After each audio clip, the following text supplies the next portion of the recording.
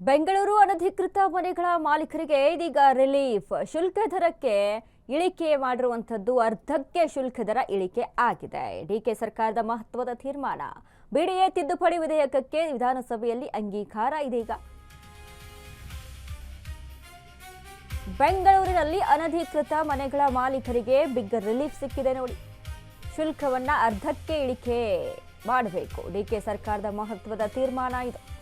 BDA ತಿದ್ದುಪಡಿ ವಿಧೇಯಕಕ್ಕೆ ವಿಧಾನಸಭೆಯಲ್ಲಿ ಅಂಗೀಕಾರ ಇದೀಗ ವ್ಯಕ್ತವಾಗಿದೆ. ಬೆಂಗಳೂರು ಅಭಿವೃದ್ಧಿ ಪ್ರಾಧಿಕಾರ ತಿದ್ದುಪಡಿ ವಿಧೇಯಕ 2026 ಪಾಸ್ ಆಗಿದೆ. ಬಿಡಿಎ ಜಾಗದಲ್ಲಿರುವ ಅನಧಿಕೃತ ಮನೆಗಳ ದಂಡ ಶುಲ್ಕ ಇಳಿಕೆಯಾಗಿದೆ. ದಂಡ ಶುಲ್ಕ ಶೇಕಡಾ 50ರಷ್ಟು ಕಡಿತಗೊಳಿಸುವ ವಿಧೇಯಕ ಇದೀಗ ಪಾಸ್ ಆಗಿದೆ ನೋಡಿ. ವಿಧಾನಸಭೆಯಲ್ಲಿ ಚರ್ಚೆಯೇ ಇಲ್ಲದೆ ಬಿಲ್ ಅನುಮೋದನೆಯಾಗಿದೆ. 4,000 ಚದರ ಅಡಿ ಮೀರಿದಂಥ ಆಸ್ತಿಗಳಿಗೆ ಇದು ಅನ್ವಯ ಆಗುತ್ತೆ. ಬೆಂಗಳೂರಿನ 1,11,000 ಮನೆ ಮಾಲೀಕರಿಗೆ ಅನುಕೂಲ.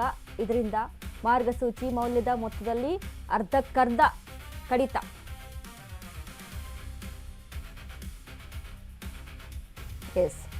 ಬೆಂಗಳೂರಲ್ಲಿ ಅನಧಿಕೃತ ಮನೆಗಳ ಮಾಲೀಕರಿಗೆ ಇದೀಗ ಗುಡ್ ನ್ಯೂಸ್ ಸಿಕ್ಕಿದೆ. ವರಮಹಾಲಕ್ಷ್ಮಿ ಎಂದು ಶುಲ್ಕ ಅರ್ಧಕ್ಕೆ ಇಳಿಕೆ ಮಾಡುವಂತೆ ಡಿಕೆ ಸರ್ಕಾರ ಮಹತ್ವದ ತೀರ್ಮಾನವನ್ನು ತೆಗೆದುಕೊಳ್ಳುತ್ತೆ. ಬಿಡಿಎ ತಿದ್ದುಪಡಿ ವಿಧೇಯಕಕ್ಕೆ ವಿಧಾನಸೌಧದಲ್ಲಿ ಅಂಗೀಕಾರ ಆಗಿದೆ. ಬೆಂಗಳೂರು ಅಭಿವೃದ್ಧಿ ಪ್ರಾಧಿಕಾರ ತಿದ್ದುಪಡಿ ವಿಧೇಯಕ 2026 ವಿಧೇಯಕ ಇದಕ್ಕೆ ಪಾಸ್ ಆಗಿದೆ ನೋಡಿ. ಬಿಡಿಎ ಜಾಗದಲ್ಲಿರುವಂತಹ ಅನಧಿಕೃತ ಮನೆಗಳ ದಂಡ ಶುಲ್ಕವನ್ನ ಇಳಿಕೆ ಮಾಡಬೇಕು. 50% ದಂಡ ಶುಲ್ಕವನ್ನ ಶೇಕಡಾ 50ರಷ್ಟು ಕಡಿತಗೊಳಿಸುವ ವಿಧೇಯಕ ಇದೀಗ ಪಾಸ್ ಆಗಿದೆ. ಯಾವುದೇ ರೀತಿಯಾದಂಥ ವಿರೋಧ ಇಲ್ಲ, ಜಾಸ್ತಿ ಚರ್ಚೆ ಇಲ್ಲ, ಏನಿಲ್ಲದೆ ಬಿಲ್ ಅನುಮೋದನೆ ಆಗಿದೆ. ಇದು 4,000 ಚದರ ಅಡಿ ಮೀರಿದಂಥ ಆಸ್ತಿಗಳಿಗೆ ಅನ್ವಯ ಆಗುತ್ತೆ. ಬೆಂಗಳೂರಿನಲ್ಲಿ ಈಗ 1,11,000 ಮನೆ ಮಾಲೀಕರಿಗೆ ಇದು ಅನುಕೂಲ ಆದಂತೆ ಮಾರ್ಗಸೂಚಿಯನ್ನ ಹೊರಡಿಸಲಾಗಿದೆ. ಈ ಬಗ್ಗೆ ಬೆಂಗಳೂರಿನ ಸೈಟ್ ಮಾಲೀಕರಿಗೆ ಬಂಪರ್ ಆಫರ್.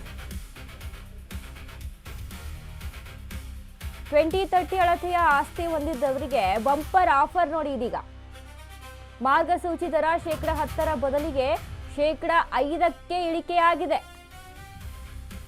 20/30ಗಿಂತ ಹೆಚ್ಚು ವಿಸ್ತೀರ್ಣ ಆಸ್ತಿಗಳಿಗೆ 25% ಬದಲು 12.5%, 30/40 ವಿಸ್ತೀರ್ಣದ ಆಸ್ತಿಗಳಿಗೆ 25% ಬದಲು 12.5%, ಇನ್ನು 30/40ಗಿಂತ ಹೆಚ್ಚು ವಿಸ್ತೀರ್ಣದ ಆಸ್ತಿಗಳಿಗೆ 40% ಬದಲು 20% ಇದೆ. 40-60 ವಿಸ್ತೀರ್ಣದ ಆಸ್ತಿಗಳಿಗೆ 40% ಬದಲು 20% ಮಾರ್ಗಸೂಚಿಯನ್ನು ಹೊರಡಿಸಲಾಗಿದೆ. 40-60ಗಿಂತ ಹೆಚ್ಚು ವಿಸ್ತೀರ್ಣದ ಆಸ್ತಿಗಳಿಗೆ 50% ಬದಲು 25% ಮಾರ್ಗಸೂಚಿ ದರ. 50-50-80 ವಿಸ್ತೀರ್ಣದ ಸೈಟ್ಗಳಿಗೆ ಇಳಿಕೆ ಆಗಿದೆ ನೋಡಿ. ದರ ಇಳಿಕೆ, ಶುಲ್ಕ ಇಳಿಕೆ ಆಗಿದೆ. ಒಂದು ಕಡೆ ನಿಜಕ್ಕೂ ಕೂಡ, ಯಾಕಂದರೆ ಈಗ ಆಸ್ತಿ ಇರೋದು ಒಂದು ಕಡೆ, ಹಣ ಮಾಡೋದು ಒಂದು ಕಡೆ, ಬಟ್ ಈ ಸೈಟ್ಗಳನ್ನು ಅದಕ್ಕೆ ಅಲ್ಲಿ ಶುಲ್ಕ ಕಟ್ಟೋದಿರುತ್ತಲ್ಲ, ಅದರಲ್ಲೇ ಹೊಡೆತ ಬೀಳೋದು. ಕೃಷ್ಣ ಬೈರೇಗೌಡರು ಏನು ಮಾತಾಡಿದ್ರು, ಬಿಡಿಎ ಸ್ವಾಧೀನಕರದಲ್ಲಿರುವಂತಹ ಜಾಗಗಳಲ್ಲಿ ಕಟ್ಟಡಗಳಿದ್ರೆ ಅಂತಹ ಜಾಗಗಳನ್ನು ಅಭಿವೃದ್ಧಿ ಯೋಜನೆ ಅಥವಾ ನಿವೇಶನ ರಚಿಸುವಂಥ ಉದ್ದೇಶಕ್ಕೆ ಬಳಸುವ ಸಾಧ್ಯವಿದೆ. ಇನ್ನು ಎನ್ನುವಂಥ ಪ್ರಕರಣಗಳಲ್ಲಿ ಷರತ್ತುಗೊಳಪಟ್ಟಂಥ ಮಾಲೀಕರಿಗೆ ಹಂಚಿಕೆ ಮಾಡಬಹುದು ಎಂದು 2020ರಲ್ಲಿ ಕಾನೂನನ್ನು ರೂಪಿಸಲಾಗಿತ್ತು.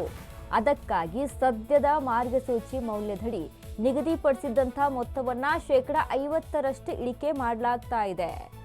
ಇದರಿಂದ ಬೆಂಗಳೂರಿನ ಸುಮಾರು 1,11,000 ಅನಧಿಕೃತ ಕಟ್ಟಡಗಳ ಮಾಲೀಕರಿಗೆ ಅನುಕೂಲವಾಗಲಿದೆ ಅಂತ ಬೆಂಗಳೂರು ನಗರಾಭಿವೃದ್ಧಿ ಸಚಿವರಾದಂಥ ಕೃಷ್ಣ ಬೈರೇಗೌಡರು ತಿಳಿಸಿದ್ದಾರೆ. ಇನ್ನು 4,000 ಚದರ ಅಡಿ ಮೀರಿದಂಥ ಸ್ವತ್ತುಗಳಿಗೆ ಇದು ಅನ್ವಯವಾಗುತ್ತೆ.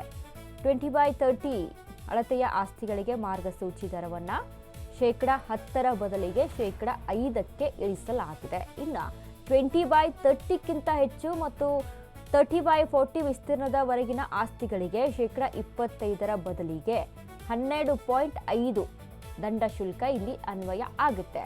ಇನ್ನು 30/40ಕ್ಕಿಂತ ಹೆಚ್ಚು ಮತ್ತು 40/60 ವಿಸ್ತೀರ್ಣದವರೆಗಿನ ಆಸ್ತಿಗಳಿಗೆ ಶೇಕಡಾ 40ರ ಬದಲಿಗೆ ಶೇಕಡಾ 20ರಷ್ಟು ಮೊತ್ತವನ್ನು ನಿಗದಿಪಡಿಸಲಾಗುತ್ತೆ. ಇನ್ನು 40-60ಗಿಂತ ಹೆಚ್ಚು ಮತ್ತು 50-80 ವಿಸ್ತೀರ್ಣದ ಆಸ್ತಿಗಳಿಗೆ ಸದ್ಯದ ಮಾರ್ಗಸೂಚಿ ದರದ ಶೇಕಡ 50 ಬದಲಿಗೆ ಶೇಕಡ 25 ಮೊತ್ತವನ್ನು ನಿಗದಿಪಡಿಸಲಾಗಿದೆ ಅಂತ ಕೃಷ್ಣ ಬೈರೇಗೌಡರು ಹೇಳಿದ್ದಾರೆ. ನಗರಾಭಿವೃದ್ಧಿ ಸಚಿವರಾದಂಥ ಕೃಷ್ಣ ಬೈರೇಗೌಡರು ತಿಳಿಸಿದ್ದಾರೆ. ಎಸ್, ಎಲ್ರಿಗೂ ಕೂಡ ಯಾರು ಅನಧಿಕೃತ ಈಗ ಮನೆಗಳ ಮಾಲೀಕರಾಗಿರ್ತಾರಲ್ಲ, ಎಲ್ರಿಗೂ ಕೂಡ ಖುಷಿ ಪಡುವಂಥ ಸುದ್ದಿ. ಯಾಕಂದರೆ ಈ ಟ್ಯಾಕ್ಸು ಅಥವಾ ಇದು ಬಿಲ್ ಪಾವತಿ ಅಂತ ಬಂದಾಗಲೇ ಅದರಲ್ಲೇ ತಲೆ ಕೆಟ್ಟೋಗುತ್ತೆ. ಸೊ ಹೀಗಾಗಿ ಇದ್ರ ಬಗ್ಗೆ ಕೃಷ್ಣ ಬೈರೇಗೌಡರು ತಿಳಿಸಿದ್ದಾರೆ.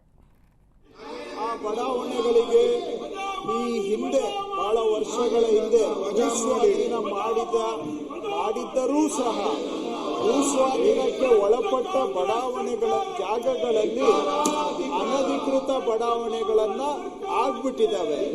ಅವರನ್ನು ನಾವೀಗ ತೆರವು ಮಾಡಲಿಕ್ಕೆ ಆಗ್ತಾ ಇಲ್ಲ. ಆದರೆ ಅವರಿಗೆ ದಾಖಲೆಗಳು ಕೂಡ ಆಗ್ತಾ ಇಲ್ಲ. ಯಾಕೆಂದ್ರೆ ಆ ಭೂಮಿ PDAಗೆ ಸೇರ್ಬಿಟ್ಟಿದೆ. ಭೂಸ್ವಾಧೀನ ಆಗಿರೋದ್ರಿಂದ PDAಗೆ ಸೇರ್ಬಿಟ್ಟಿದೆ.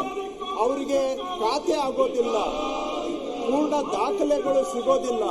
ಒಂದು ರೀತಿ ತ್ರಿಶಂಕು ಪರಿಸ್ಥಿತಿಯಲ್ಲಿ ಜೀವನ ನಡೆಸುವ ಬವಣೆಯನ್ನು ಅವರು ಅನುಭವಿಸ್ತಾ ಇದ್ದಾರೆ. ಅವರಿಗೆ ಒಂದು ರಿಲೀಫ್ ಕೊಡಬೇಕು, ಅವರಿಗೆ ಶಾಶ್ವತ ದಾಖಲೆ ಮಾಡಿಕೊಡ್ಬೇಕು. ಆ ಸ್ವತ್ತಿಗೆ ಬೇಕಾದಂಥ ಆಸ್ತಿಗೆ ಬೇಕಾದಂಥ ದಾಖಲೆಗಳನ್ನು ಅವರಿಗೆ ಒದಗಿಸಿಕೊಡಬೇಕು ಅಂತೇಳಿ ಈ ಹಿಂದೆ ತಿದ್ದುಪಡಿ ಮಾಡಿದ್ದೇವೆ, ಅವಕಾಶ ಕೊಟ್ಟಿದ್ದೇವೆ. ಆದರೆ ಈಗ ಅದಕ್ಕೆ ಇನ್ನಷ್ಟು ಅದಕ್ಕೆ ವಿಧಿಸ್ತಾ ಇದ್ದಂಥ ದರವನ್ನ, ಚಾರ್ಜಸ್ ಅನ್ನ ಇನ್ನು ಫರ್ದರ್ 50% ಕಡಿಮೆ ಮಾಡೋದಕ್ಕೆ ಒಂದು ಜನಪರವಾದಂತಹ ತಿದ್ದುಪಡಿಯನ್ನ ನಾವಿವತ್ತು ತಗೊಂಡು ಬಂದಿದ್ದೇವೆ. ಬೆಂಗಳೂರಿನಲ್ಲಿ ನಮ್ಮ ಅಂದಾಜಿನ ಪ್ರಕಾರ 1,11,560 ಅನಧಿಕೃತ ಮನೆಗಳು PDA ಸ್ವಾಧೀನ ಆಗಿರುವ ಜಮೀನುಗಳಲ್ಲಿ ನಿರ್ಮಾಣ ಆಗಿದ್ದಾವೆ. ಈ ಹಿಂದೆ 20-30 ಸೈಟ್ ಇದ್ರೆ ಅದಕ್ಕೆ ಗೈಡೆನ್ಸ್ ವ್ಯಾಲ್ಯೂ ಅಲ್ಲಿ 10% ಚಾರ್ಜ್ ಮಾಡೋದಕ್ಕೆ ಅವಕಾಶ ಇತ್ತು. ಈ ವಿಧೇಯಕ ತಿದ್ದುಪಡಿ ಮುಖಾಂತರ ಅದನ್ನ 5%ಗೆ ಇಳಿಸ್ತಾ ಇದ್ದೇವೆ. ಹಾಗೆ 20-30 ಇಂದ 30-40 ಇದ್ರೆ ಗೈಡೆನ್ಸ್ ವ್ಯಾಲ್ಯೂ 25% ಇದ್ದದನ್ನ 12.5%ಗೆ ಕಡಿತ ಮಾಡ್ತಾ ಇದ್ದೇವೆ. ಹಾಗೂ 30-40 ಇಂದ 40-60ಗೆ ಇದ್ರೆ ಅದನ್ನ ಈ ಹಿಂದೆ ಗೈಡೆನ್ಸ್ ವ್ಯಾಲ್ಯೂ ಅಲ್ಲಿ 40% ಇತ್ತು, ಈಗ ಅದನ್ನ 20%ಗೆ ಕಡಿತ ಮಾಡ್ತಾ ಇದ್ದೇವೆ. ಹಾಗೂ 40-60 ಮತ್ತು 50-80 ಮಧ್ಯ ಇದ್ರೆ ಈ ಹಿಂದೆ 50% ಆಫ್ ಗೈಡೆನ್ಸ್ ವ್ಯಾಲ್ಯೂ ಇದ್ದಿದ್ದನ್ನ ಈಗ 25% ಆಫ್ ದ ಗೈಡೆನ್ಸ್ ವ್ಯಾಲ್ಯೂ ಮಾಡಿ ಅವರಿಗೆ ಒಂದು ದೊಡ್ಡ ಪ್ರಮಾಣದಲ್ಲಿ ಪರಿಹಾರ ರಿಲೀಫ್ ಅನ್ನ ಕೊಟ್ಟು ಅದರ ಜೊತೆಗೆ ಅವರ ಆಸ್ತಿಗಳಿಗೆ ಶಾಶ್ವತ ದಾಖಲೆ ಆಗಿ ಸಂಪೂರ್ಣ ಮಾಲೀಕತ್ವದ ಹಕ್ಕು ಸಿಗುವ ಜನಪರವಾದಂಥ ತಿದ್ದುಪಡಿಯನ್ನು ತಗೊಂಡು ಬಂದಿದ್ದೇವೆ.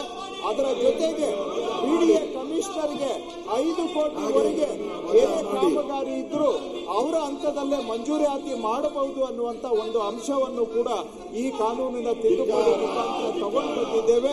ಇದೊಂದು ಜನಪರವಾದಂತಹ ತೀರ್ಮಾನ ಆಗಿರೋದ್ರಿಂದ ಸುಮಾರು 1,11,560 ಮನೆಗಳ ಅವರ ಕುಟುಂಬಗಳಿಗೆ ಬಹಳ 50% ಕಡಿತ ಮಾಡ್ತಾ ಇರೋದ್ರಿಂದ ಮತ್ತು ಅವರಿಗೆ ದಾಖಲೆಗಳನ್ನ ಶಾಶ್ವತ ಮಾಡಿಕೊಳ್ಳಿಕ್ಕೆ ಅವಕಾಶ ಮಾಡಿಕೊಡ್ತಾ ಇರುವ ಈ ಜನಪರ ತಿದ್ದುಪಡಿಗೆ ಈ ಸದನ ಒಪ್ಪಿಗೆಯನ್ನು ಕೊಡಬೇಕು ಅಂತ ತಮ್ಮ ಮುಖಾಂತರ ನಾನು ಕೋರ್ತಾ ಇದ್ದೇನೆ.